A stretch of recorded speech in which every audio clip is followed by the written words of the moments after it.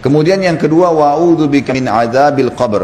Aku berlindung kepadamu dari azab kubur. Dan sudah kita jelaskan pada pertemuan-pertemuan kita yang lalu, azab kubur akan datang kepada seseorang walaupun belum pasti dia masuk ke neraka. Ada orang bermaksiat misalnya, suka gunjing orang misalnya. Sebagaimana hadis yang pernah kita jelaskan, waktu Nabi SAW lewat di dua kuburan, beliau berkata apa? Sesungguhnya dua penghuni kuburan ini sedang disiksa. Dan mereka menganggapnya bukan dosa besar, tapi ketahui itu dosa besar. Yang satu tidak cebok pada saat kencing, najis saja, tidak bersihin dirinya. Yang satu ngadu domba. Di sini kata ulama hadis, di akhirat nanti amal baik dan amal buruknya tetap ditimbang. Kalau amal baiknya lebih berat, dia bisa masuk dalam surga. Tetapi azab kubur tidak bisa lepas, harus masuk. Ingat kisah Utsman radhiyallahu anhu, ya.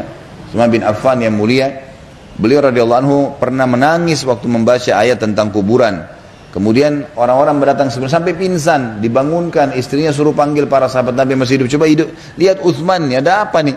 Yang sudah meninggal dunia, dibangunin sampai sadar. Lalu ditanya, kenapa hai Utsman? Dia bilang, tadi saya baca tentang kuburan, maka saya ketakutan. Kata mereka, apakah kamu takut sementara kamu ini siapa? Anak mantunya Rasulullah SAW, menikah dengan dua anak perempuan Nabi SAW, kemudian membiayai peperangan-peperangan Nabi SAW, dapat jaminan surga, semua kelebihan disebutkan. Kata Utsman, yang kalian katakan benar, tetapi perlu kalian tahu satu hal, Rasulullah SAW menjamin buat saya masuk surga di sana, tapi tidak ada jaminan di sini. Dari mana saya tahu kalau saya disiksa dulu di kuburan baru kemudian masuk surga nanti? Maka harus hati-hati teman-teman sekalian. Jangan lalai terus nih, sampai kapan kita mau bermaksiat? Sampai kapan kita mau buang-buang waktu kosong? Kalau ada di antara anda yang hadir di sini diuji sama Allah, ada cobaannya berat, wallahi teman-teman sekalian bersyukur kepada Allah. Saya mengatakan anda harus sujud syukur kepada Allah karena dicoba. Loh kok bisa Ustaz? Sakit parah kah, bangkrut usaha kah, banyak utang terlilit.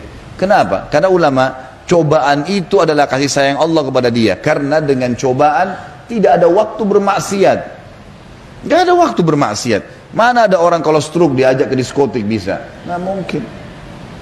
Mana ada orang kalau lagi sakit parah kemudian diajak temannya gosipin, atau dokter sudah vonis akan mati seminggu lagi lalu temannya datang itu tetangga ceritain kamu masih bisa berantem?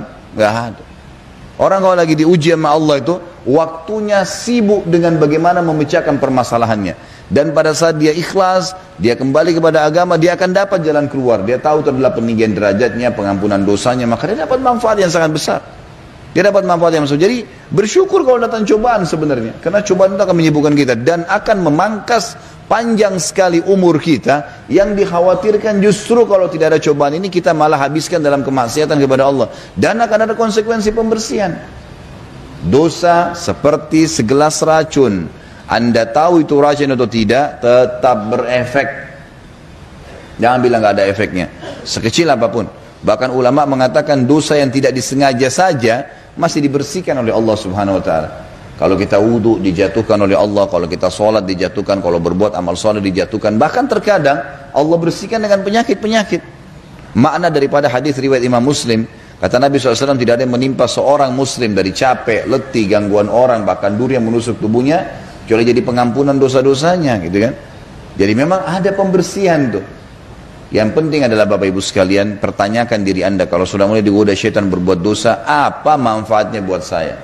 Dan kalau saya tidak melakukan, kenapa? Itu cuma diredam, bisa diredam. Baca a'udzubillahi minasyaitonirrajim. Dan yang terbaik adalah membaca ancaman Allah di dosa yang sedang kita ingin kerjakan. Terbuka pintu untuk berzina, baca zina itu diapain sama Allah. Baca ancamannya Allah seperti apa. Riba, dusta, apa saja. Suka gosipin orang, baca ancaman Allah itu. Wahyu itu berbicara dengan hati manusia. Kita akan jadi berhenti meninggalkan. Harusnya seperti itu.